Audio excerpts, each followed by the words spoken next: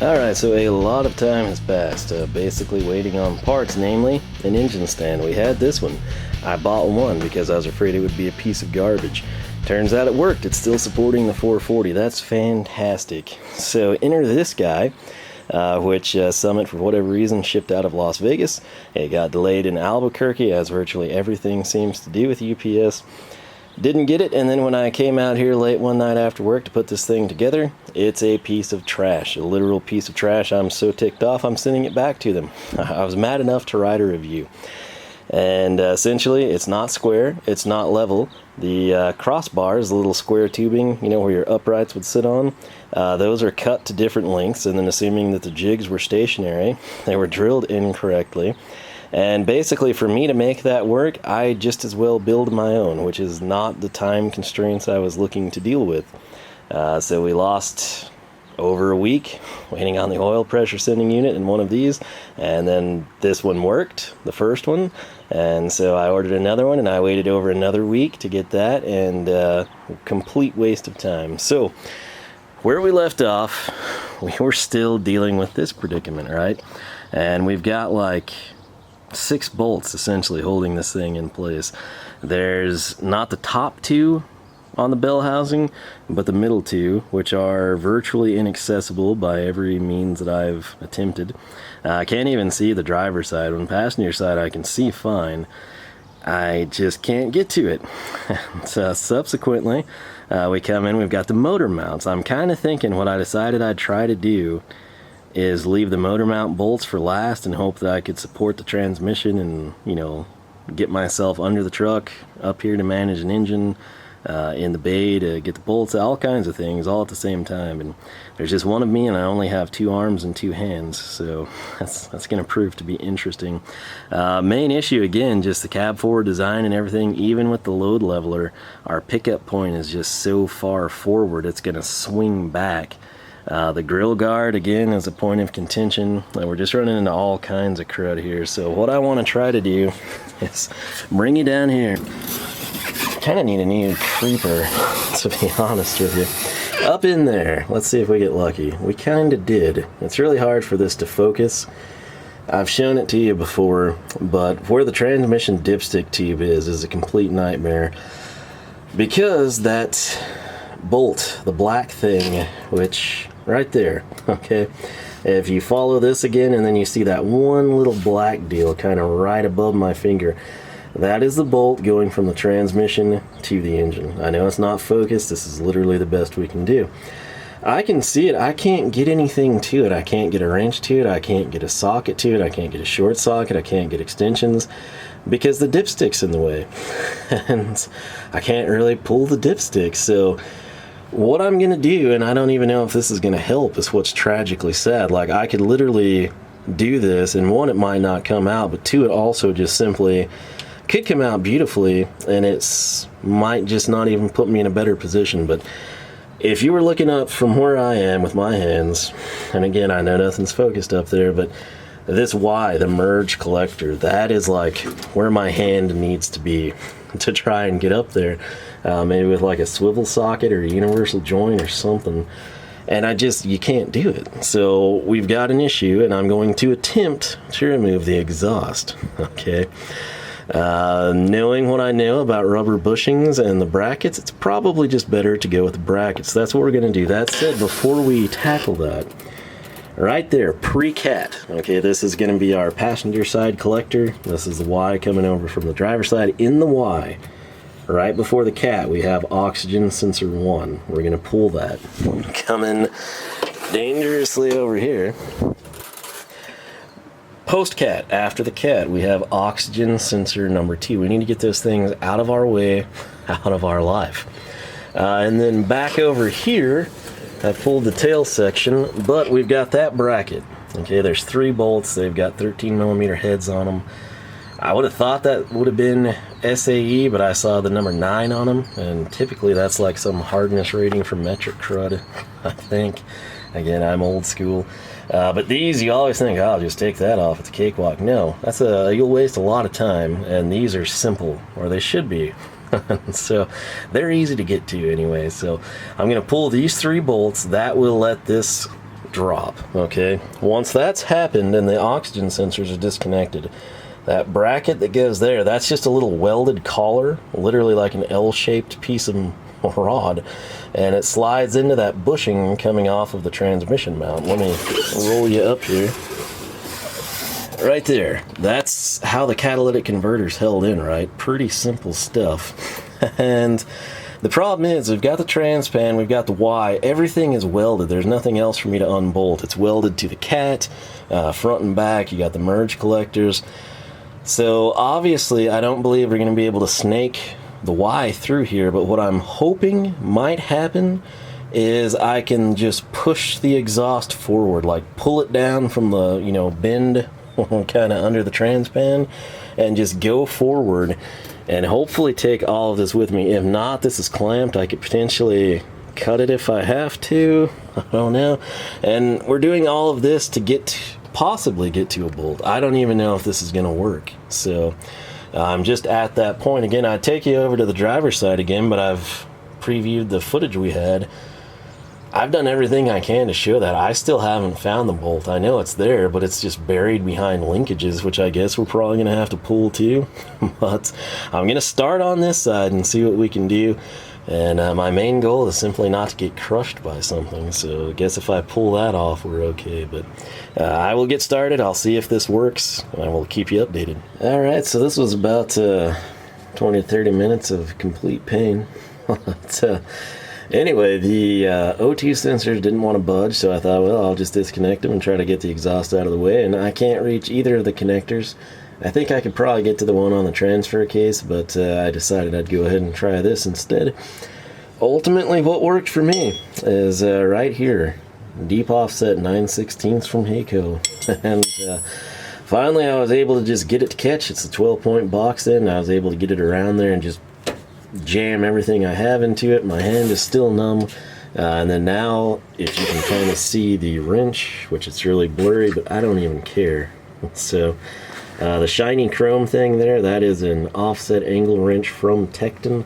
Obviously that top side, if you can use your imagination, is on the bolt right there. And I'm just going to town that way because when you try to use a socket, you basically have no access because of the exhaust or the dipstick, and you can move both of those items somewhat, but you only have two hands. So it's kind of pick your poison, and then it'll always try to back out because of the roundness of the transmission housing right there. So it's just a nightmare situation, but that one's free. I'm just going to get the stupid thing out of there. I never want to deal with it again, and we will pick up from here. Alright, so you probably can't see what you need to see here, and that's the same boat you'll be in when you're doing this yourself, so you're welcome for the realism.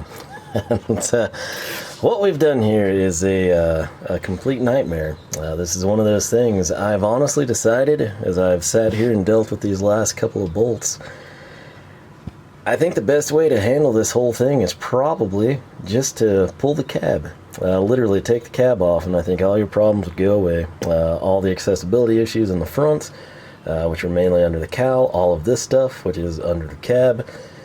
I honestly think that's probably the best way to do this, and that's sadly out of the realm of norm for most people. Maybe if you're like in an off-road club or you've got some buddies, an old barn, you know, like an overhead A-frame hoist or something. But if you're going to tackle this and you've got an unlimited amount of income, I would advise you do that. And the crazy thing is, as I look at this, you know, like to just pull the cab, that's like one, and then over there, there's two, and there would be two on the other side. That may be all there is. Granted, you know, you probably need to disconnect some stuff, but I honestly think that's the best way to go. But sadly, for most of us, that's not going to be a reality. And so what I have here, I've got a swivel head ratchet, and I've got, I believe, a 12-inch extension, and then I've got a 3-inch extension, and then I've got a 9/16 deep socket that's 12-point, and that's critical because, again, running 6-point, you greatly limit the amount of times that you can catch on anything.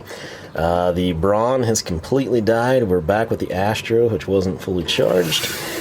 Coming in over this way, there's like a magic spot where you can sort of see this, and I don't know that I'm going to be able to get you there, but Basically, where you see the giant clump of silver, you've got two transcooler lines. You've got the linkage coming out of the cab. You've got like a bell swivel, and then you've got, I guess it would be the linkage going back to your selector shaft, probably. And all of that area is where the bolt is. Like, just take my finger here and shoot it off in a missile direction that way. That's where the bolt is, which is why you can't see it.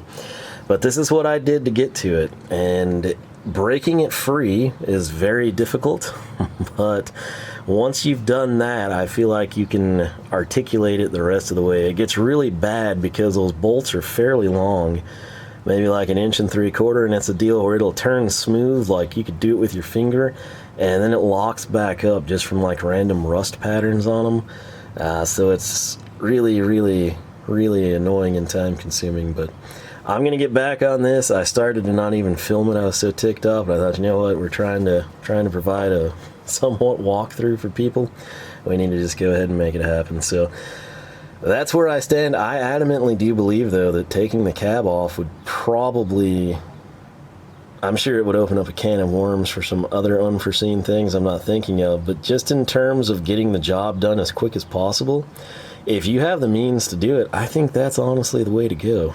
So I don't have the means to do it, and most of you probably don't, so we're stuck here on a creeper. But again, probably about 18 inches total of length from the transmission all the way back to where you see this swivel ratchet. And the way that I broke it free, it almost feels like you have to break your hand, but I was able to do so. And like I said, I'll just be turning that loose until it happens. Then we're down to motor mount bolts on both sides, and then these bottom ones right about there. It is. It's you won't be able to see it, but the ones that are easily seen, ironically, is what we're left with. So bolts 5 and 6 are proving to be quite the time consumers. So again, if you had access to this, it'd be fine, but you don't. That's where the problem comes in. So hopefully this helps you out. Again, it's what worked for me, and hopefully it will work for you as well. Alright, so change of scenery here with the 2 bolts that we had left in the bell housing, essentially transmission to the engine, if you will. Not the very top, but the ones in the middle. They're gone. I'm wanting to support the transmission just a little bit, and then we'll have the 2 engine to transmission bolts at the very bottom, if you will, and then of course that leaves 2 motor mount bolts. So what I've done, I mentioned earlier, you know, I put the aluminum pan on it, so I had a couple of gaskets. I don't really like the cork gaskets personally, I like the third hand ones, but the cork gasket comes in very nice for a template. Doesn't have to be exact. All this was is to give me kind of the rough size, and of course, use your logic. Instead of putting it in the middle like you would do, shift it off to one side. I'm going to make my cut right about there. That way hopefully I can use that plywood at some point in time, but this right here will be just a little bit oversized. Again, we're not trying to match the pan perfectly, just keep the profile under the truck where space is tight to begin with as minimal as possible. This is going to give a nice solid surface for the transmission jack to the transmission pan. We're not going to damage the transmission pan with the plywood. And then of course that's going to give us the freeway to have space on the side. We can just throw this whole thing on here, but that's going to put cramped quarters if we have to slide about, maybe on a creeper, maybe last minute type of disconnects sort of thing. So coming in, cutting about right there, that's going to give me plenty of space for the pan. It will keep the profile minimal and hopefully keep us, the transmission, and the engine safe. So I'll make that cut real quick and we will get it jacked up. Alright, so there she is. That is our Harbor Freight transmission jack, and that's the exact reason I bought the thing. I think it'll come in handy for other things, but for the immediate time being, it was picked up to do just that, support the transmission. So got this basically just a scissor lift, nothing too crazy. My apologies, a little darker. Had to shut the shop up. It's almost getting dark. Millers will be coming. I don't want them in here any more than already get in. Plus I haven't eaten supper, so I figure I should probably do that. But, we're down to 4 bolts. We've got the bottom 2 on both sides that essentially go from the engine to the transmission, and we've got the 2 motor mount bolts. So didn't really get a lot done, but it took a long time. I'm pretty proud that we were able to get it knocked out. So I'm gonna go heat up some pizza, and I guess we will pick this back up tomorrow. Alright, so it is Sunday. We're back here on the Painful Creeper. And you can see I kept a 1/2-inch drive ratchet in place on the socket for that transmission jack. That's just so I can kind of get it up in a hurry if I need to. That said, I came out on the driver's side. I removed the engine to transmission bolt. These are going to be the lowest ones. If you can see that ratchet, kind of the silver with the blue and black right there. You need a 5/8 socket. That will be different than your bell housing bolts. The bolts from the transmission to the engine block, basically going from tailgate to grill. Those are a 9/16 socket, so a 3/8 bolt. These two on the bottom, kind of towards your inspection plate cover, they are actually going to require a 5/8 socket. This one on the passenger side I saved to film, just because it's easy for me to locate, because you can see the socket, the ratchet head, and then what's behind it aside from the freeze plug that's kind of covered up by a brake line. That other silver thing behind it, that's your oil filter location, right? So that's where you would identify.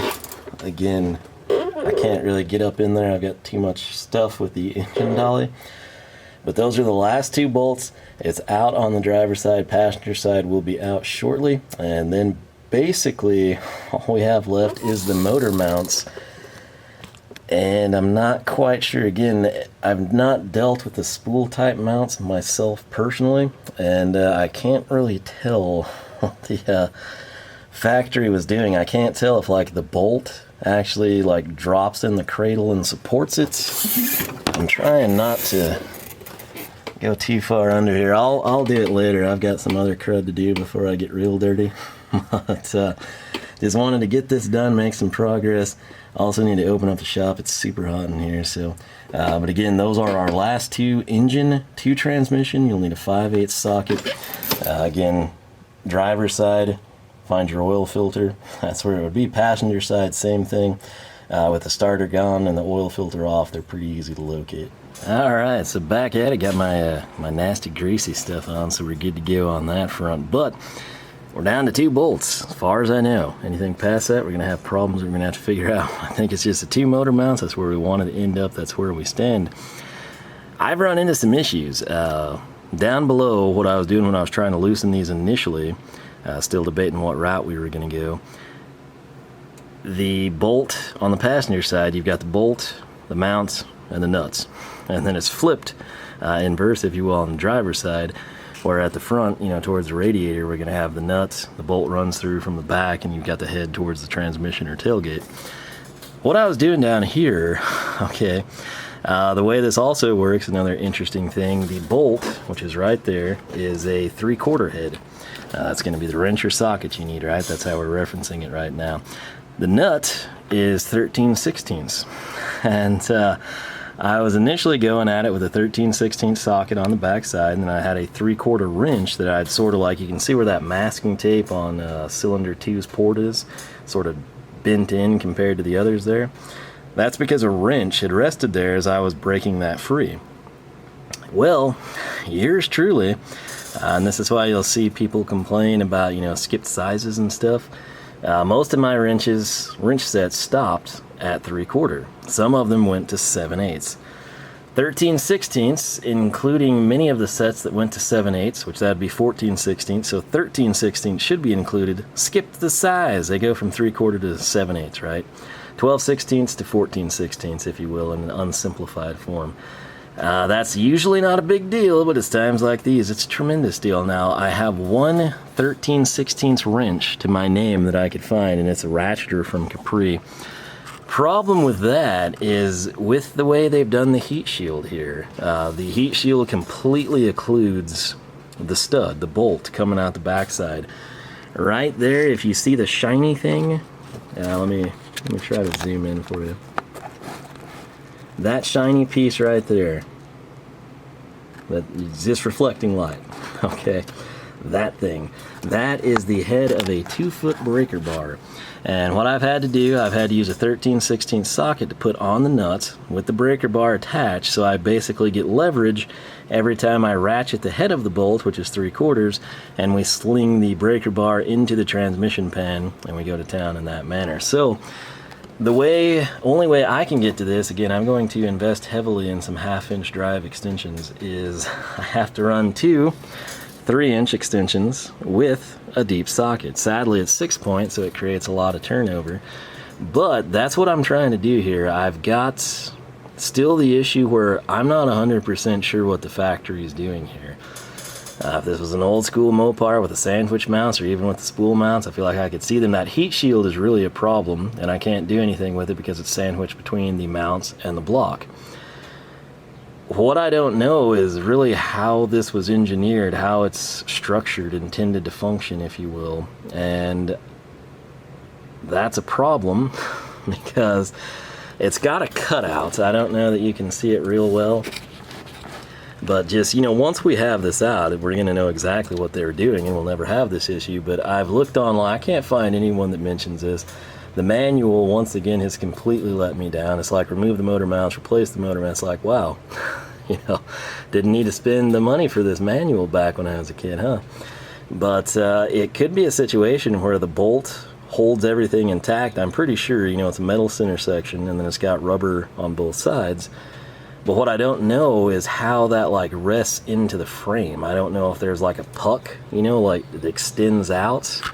It's really hard for me to explain this. I'm real familiar with motor mounts and, you know, isolators and stuff, but essentially, like, if this was the bolt, it could pass through and I could pull this out and it may not do anything. It could also prove to be a vital holding component.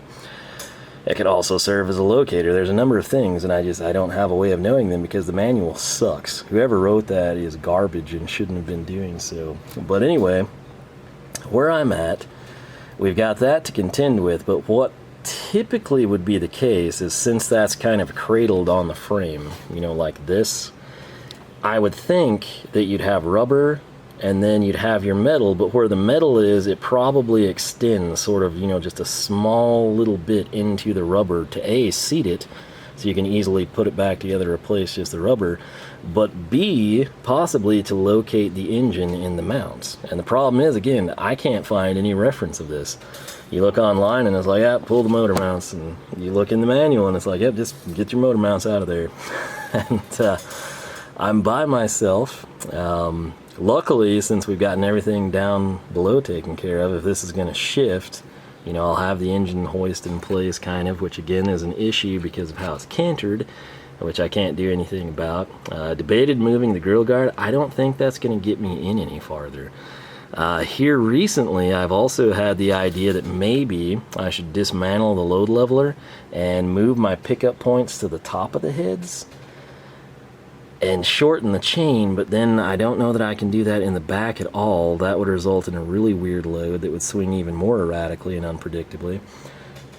I'm thinking we're going to wing it like this and see what happens, and then adjust hopefully based on what happens. In terms of me getting this motor or a rebuild back in, I don't know that it's going to happen. Like, it's going to be harder, I think, to position the motor than it's going to be to take this one out, because I would have to drop it in straight and then somehow like push the motor into place to drop in, if that's how it turns to work out, and then simultaneously lower the jack, which I don't have arms long enough to do that, even working on the other side where the jack handle would be. So that's going to be, looking ahead there quite a ways, but that's going to be an issue. So I guess what we'll focus on is taking care of the current issue, which is getting this thing out of here. It's Sunday, fun day. I want this thing gone. Ram revival. We gotta make our headway. I felt like the last couple we've done a lot. It's been time consuming, but it doesn't seem like you do, you know. It's one of those things, like, people want to see a motor come out and I'm like, oh, let's take a look at the wiring and make sure we document that properly. So I'm going to try to figure this out, but this is my setup here. I've just got the Hazette 2 extensions because, again, I don't have a long extension for some reason, a deep socket. 12 points the way to go on this crud, in my opinion. I don't care if you round the bolt heads off, just the time-saving factor is going to offset any replaced hardware. So that said, I'm going to get back at this, see what we can do. May not film the driver's side because it would be essentially the same thing, except the fastener and nut will be flipped. Again, passenger side, the bolt runs from the front to the back, with the nut being on the tailgate side. Driver side is simply inverted, so your bolt head is going to be on the tailgate side. It's going to run through this way towards the front with the nut towards the radiator. So hopefully that translates for you. Again, I think in cases like this, it's best you see it yourself, decide what you want to do, and then if you need to reference this and see what I did, which by that point in time we'll know if this worked or not, so that'll be super helpful for you. But me, I'm just over here in Shit Creek with a paddle, and I'm not sure which way to row. So we're gonna figure something out. We'll get it out, and then I will hopefully be able to better direct you and save you time if you undertake the same project. Alright, so update for you. We've disturbed the natural order of the cosmos here. That's why we've got water, or some combination of antifreeze and water draining out. I got a pan down there finally, and then as I jacked the engine cradle up a little bit more, it changed the trajectory. I guess what it was dripping off of. So we've got a little bit of spillage, most of it caught. That's where we are with the bolt. I think you can see the head way out here when it used to be back there. System with the breaker bar, 2 foot long, occasionally bumping into the oil pans, working well so far. Nothing done on the driver's side. I'm sitting here and I'm questioning whether or not we should have done the driver's side or the passenger side first, but again, we're winging it. We're gonna have to figure it out. So the main thing is I'm alive, I'm not crushed, all limbs are still intact.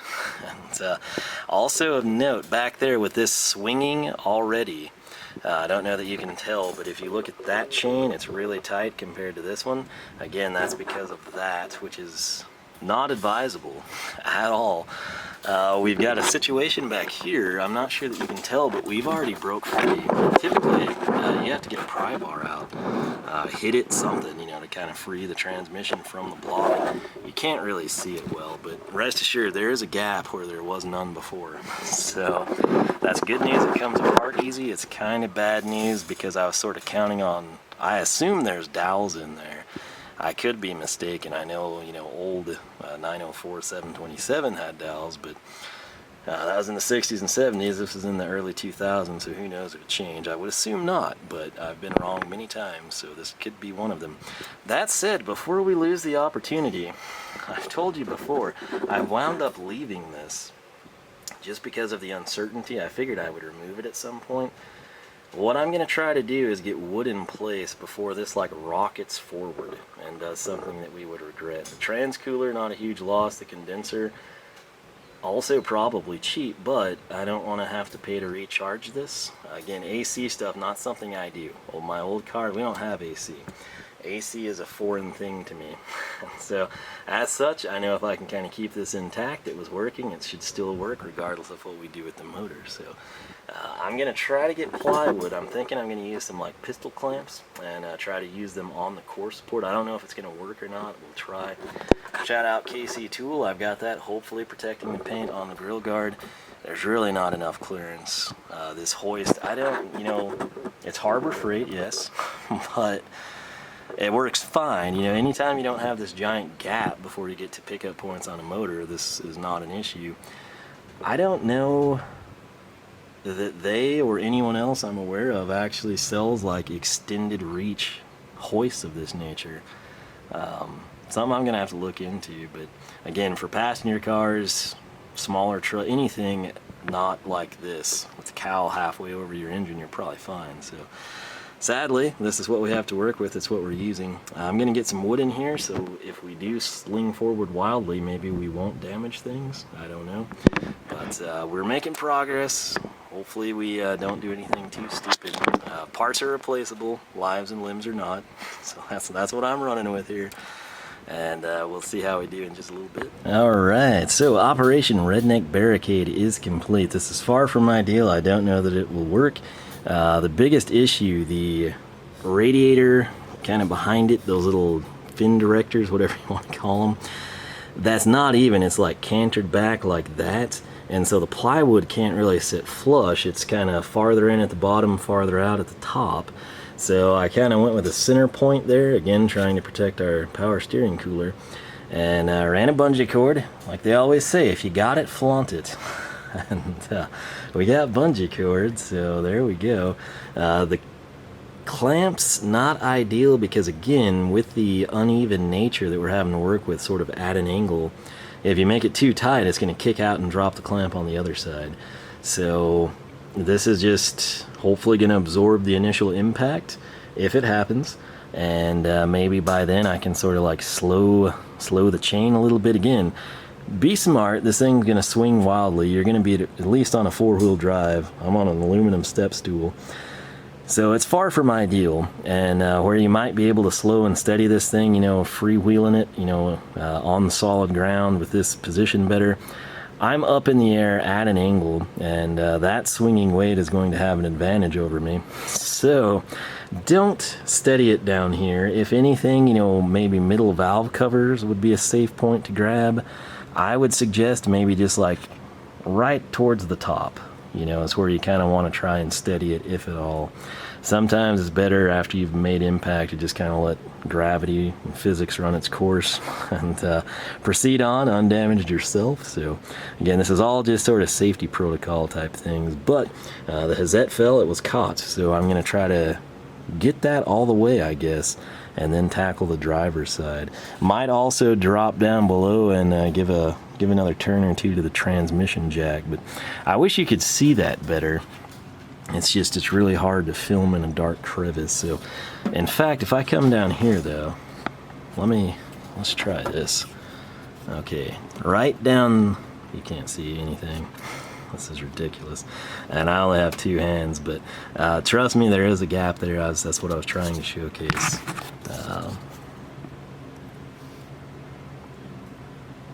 No, you can't tell, but just run with me. You know, where that was once bolted together, it's now apart. So that's all I was going to try to showcase. But cross your fingers, say a prayer. I don't know if that's going to work, but it's better than nothing. We at least tried. So I'm going to get on the driver's side, break that thing free, and we'll see what happens. Now, sadly, as glorious of a crash and collision as it may be, or as glorious as everything going according to our misaligned plans here, I'm probably not going to be able to film it. My interest will be A, bailing to protect myself, B, trying to protect, you know, all the equipment in the truck, the parts and everything, and C, filming. So sadly, filming takes the back seat, and I'll do what I can though, and I will make sure to share with you whether how amazing this works or how terrible it is. So stay tuned, we'll be back and hopefully make some progress. Alright, so I didn't want to get too far ahead of you, but actually had somebody swing by, make sure nothing was going to crush me. I would be inoperable. And needless to say, this is where we're at. And this is something I'm wanting to get back to for obvious reasons. It's just dangling precariously. The wood saved us the biggest issue, and I'm going to take these stupid things apart and figure out what they're doing. I'm kind of thinking that the motor mounts on the frame rail, the brackets, you can see one there, and then of course the other one is right there. They're open on the top, like the U like I described. The thing is, I'm sort of thinking that they might not be even. I was coming off on the passenger side, or the driver's side, before the passenger side, which makes me think that would be lower, you know, like we're not parallel, if you will. Like this one was 18 inches off the ground and that was 19 and a half or something like that. I don't know that for certain. That's what I'm going to try to figure out. Obviously the wood did help. There was like that one little time where this popped out and that was it. I'm not even sure that it hit that. It might have just been the friction of the motor mount spinning free. I put the filter back on because it started leaking as I would jack it up periodically. Tons and tons of coolant, more than you saw last time came out. Where I'm at now though, that's about the end of the line, and I could potentially take that off. I could also potentially remove this. The issue here again is the grill guard. I don't really know what I'm going to do, but it's going to be some combination of either removing the core support, which entails the condenser and the transcooler. The transcooler might stay, I don't exactly know. But I'm just not really wanting to film. I'm wanting to do that while this dangles. And sadly, when I was turning this there for a second, it popped over the plywood. That's what that mess is there on the belt routing sticker. But essentially, if I do pull this, we've got bolt here, bolt on the other side. The latch is probably going to have to come, I want to say this core support is bolt 1, 2, and 3. So here, here, and here. Didn't mean that to fall. I think that may be it. Don't hold me to it. I'm guessing I'll try to slide the condenser as I stand in coolants. to the side. I don't really know. I just, like I said, I don't like leaving stuff like this. I don't know when, you know, Harbor Freight here is going to decide to go. And this would be a terrible place to have that happen. So I'm going to quit ramming it. I'm going to work, and I will tell you what we did. All right, so it is Monday. That's actually not from the truck. That would be Challenger coolant. But it is Monday, and I'm going to clean all this up. I was thinking I'd get off work, you know, maybe before 6 o'clock, be back. That was not the case. I got home a little bit before 8 o'clock. And believe it or not, this is progress. This had a giant box on it so I could walk over puddles last night. You can see another puddle there. Essentially what happened when the motor was up here, and I'm trying to see what I can clear, what I can't clear. We're at a point where, I think I highlighted this yesterday, all the way up we're going to hit the grill, the literal grill of the hood, right? The hood insulation path kind of dropped down there, so there's a little bit more play there than you would think. But coming down here, I think it was when I decided to try to take the motor mounts off to get a little extra clearance. The thing spun, and that's why we're kind of cockeyed here. And the biggest problem is the core support. And I started trying to take, you know, the condenser out and everything so I could get to the trans cooler. The issue I'm still going to have is the grill guard. And the problem that I've got with all of this is I now have the cherry picker and the engine. The motor mount's completely off one side. I foreshadowed this, that it's going to be easier to pull this than it will be for me to put this in. At work we have an old school, it's actually a 3-ton crane. It's mainly in case the overhead stuff goes out. I measured it, it's a fixed, I assume they get the extra ton, 2-ton on this one versus the 3-ton on that one, just because it's not expandable, it doesn't extend, it's just one solid thick piece of square tubing, if you will. It's not any longer. With this cab forward design, there's just not a good pickup point. The issue I had with these motor mounts, you can see the bracket there. I'm trying to do this quick so I can put the door down before millers come, but that's the driver's side. I'm still not in there to know this for sure, but I feel like they're not parallel. I think one side is lower than the other, but it's like a U bracket, you know, just like if I held my hand like that and welded it to the frame, right? So since this can't lift straight up, we were lifting up and out, just the same way that chain was cantered. And with that being a spool type mount, it had all that entire puck area that you see here up against the U-shaped bracket, which covers up, I mean, you can see the lines right where it is. Really good chunk, I mean, heck, 90% of it. And you basically just had to jostle it. I was having to jump. Essentially what I'd have to do is wiggle the truck and then jump on this back support periodically. And that actually worked really well, as janky as it sounds. But the simple issue is, with as much real estate, and I want to be clear here, if I had the core support gone, if I had the grill guard off, the ram would hit the front bumper and I still would be well short of lifting vertically. It's a situation, I guess you just really, taking the cab off is your best option. But past that, I think I'm going to look into getting like an extended hoist, because even if I was in a shop that had an overhead crane, with the cowl here, it's still a problem. My hope and dream with the intake off, again, there's very limited like forum posts and videos on this stuff. You can find more with Dakotas and Durangos really, and Jeeps, than you can Rams for some reason. I assume many people have been here and done this before, that they have not documented it well or documented on a site that's still in existence. Got to remember, 2001 here, last year, for this body style, that was about 20 years ago, so, you know, a lot of people have moved on, a lot of people that are picking them up, doing different things, I guess, but cab swaps, I guess, are common, you know, particularly like for the Rust Belt and stuff. But anywho, this is where I'm at, and again, I didn't get home in time to really do much. I still had, what time is it? 8:53. I've still not had supper, and sadly it's an early day at work tomorrow. I need to grab that guy. If you can see that nut right there with the washer, that would go to the motor mount on the driver's side. But I kind of just wanted to highlight this because I'm at a point, I'm not sure if this was back in, okay, I'd take the grill guard off, I'd pull everything up front, I'd pull the core support. Realistically, if you're pulling the motor, I think you're probably better off just discharging the AC system. Again, that's not something I have experience with. The equipment I could buy to do it is cheap, therefore I don't know if it's good. I don't know how long it's going to hold it. I don't know if it's going to be off-gassing in my shop when I'm in here doing other things. But this has been real interesting. The cab forward, the cowl over it, not having a central pickup point. I mean, if this was the Charger, the Duster, D100, you know, flat hood, whatever, I could have had this thing in and out 30 times. I mean, there's not much to it. Even the wiring, it's really not that daunting. What you have issues with here is the locations of the bolts. Just a handful. Really, the two midpoints on the bell housing were a nightmare. And then just the fact that you can't pick this up and lift straight up is a huge issue. Hood off, grill guard gone, core support gone, everything in there gone. I still couldn't get this to lift straight up.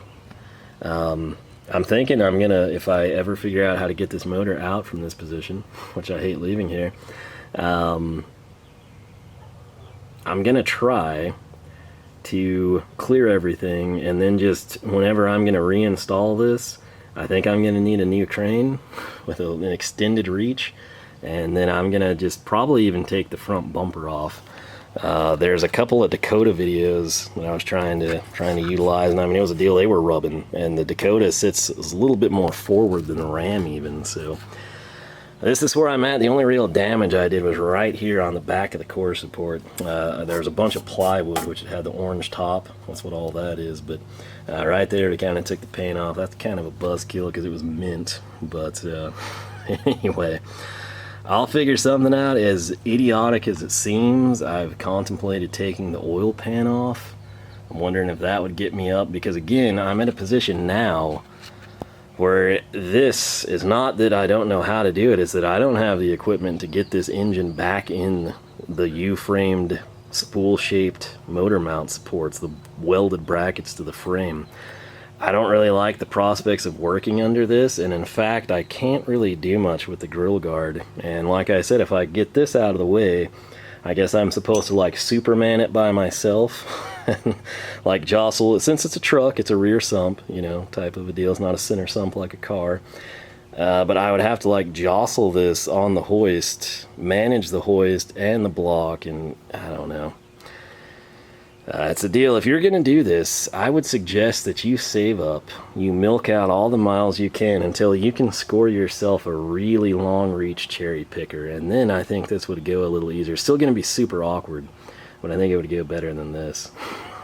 So, if I just had more time now, that's why I'm going to clean. I mean, this is a total mess. What happened, the block, I didn't drain it prior because I didn't realize I was going to ever be in a position like this. I also didn't know this would be tilted enough to have spilt as much coolant as it did. But you live and you learn. So next time, although I think I wanted to drain it, I don't think I could get to it with the motor mounts, I think is what the issue was. So yeah, the spool type motor mount's quite the problem on this.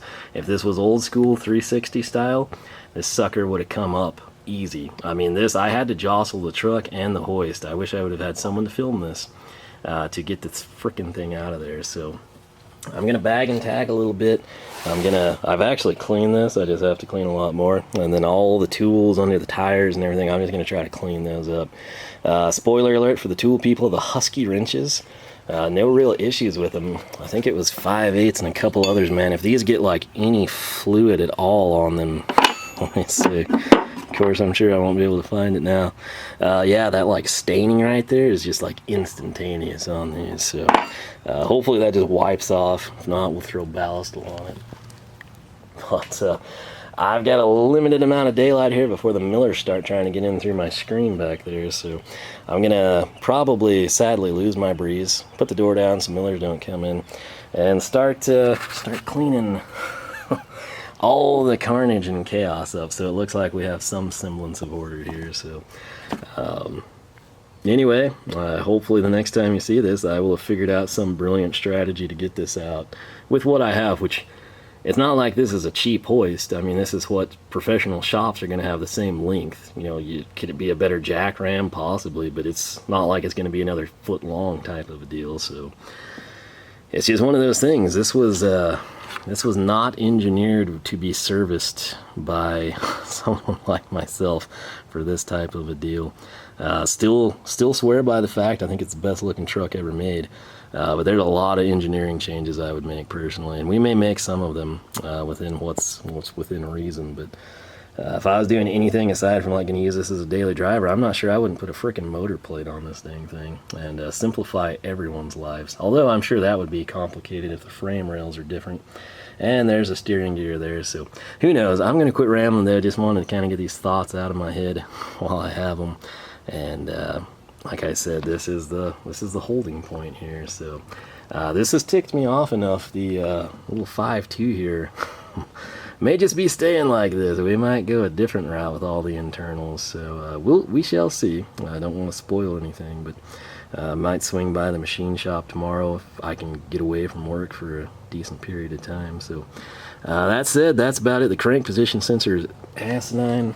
I'm gonna take you over here if we don't fall. There she is. Good luck finding that dang thing. Okay, so I think it's intact. I did, of course, unplug it. That's why we have it tagged right there, CPS. That's crank position sensor to me. But right there she would be, and I think it's okay. I don't think it got ripped off. But there's the bolts and the tab, and then way down in there, if you see like that notch right there, it looks like you've got bell housing, right? Nice, clean aluminum, and then you're like, what's that? I guess they literally notched the transmission. Either that or we tore it. I don't know which. I haven't gotten in there, but I'm thinking it's a notch. So I kept telling you, I felt like there was a grommet, and I couldn't see anything. So we'll figure that one out too. But right here, I think you can tell that was my culprit. The other freeze plug, ironically, this is slightly higher. In terms of like gravity and water pockets and everything. But that one looks mint. I mean, that looks like a perfectly zero issue. This is what a 5.2 Magnum from 2001 freeze plug would look like on the back of the block, and yet the counterpart there is rotted out from, I don't know, I'd say like a third of the way down. And that's of course why when we started this video, introduced you to the truck, we had antifreeze between the engine and transmission where you wouldn't think it would be. That's your source. In fact, while we're here, let me just kind of, you can't tell with the angle this is on, so simple time, 727. Right here, this is a 318 old school LA. That is the low plug, all right? Mint, not leaking. And then to put it in perspective, it's hard with the stand here, but you can see where we're at. And just reference that bell housing bolt. When we come in, that's the cam plate. That freeze plug is significantly higher. And of course, this one has no issues, but that, my friends, is where I stand. So I'm gonna clean up the tools and try to get a handle on things. So this will probably wrap up this part. I don't know, it'll be a triumphant victory next time, hopefully, or burning the thing to the ground. One of the two. Both will be enjoyable. Burning it would probably get more views, but truth is, I still love the truck. This is a pain in the butt, and it's also really hot. So I'm gonna get the screen up, the door down before Millers come in, spend maybe an hour or so cleaning up, go make some SpaghettiOs, and wake up and go back to work so I have money to fund all this wonderful mess. So as always, thanks for watching. LoneStarMopars.com. Make sure you follow us on Twitter, Facebook, Instagram, whichever you prefer. Hopefully you are enjoying the Ram revival. As always, anything worth having takes time. Good things come to those who wait, or at least that's what you say in situations like this. And, this video is probably a train wreck. You missed the really cool, crazy stuff. But again, one-man show. Can't film and do crazy things and protect my limbs and digits at the same time. So it is what it is. Hopefully it helps you. And better days await. So just stay tuned for that. I'll catch y'all in the next one.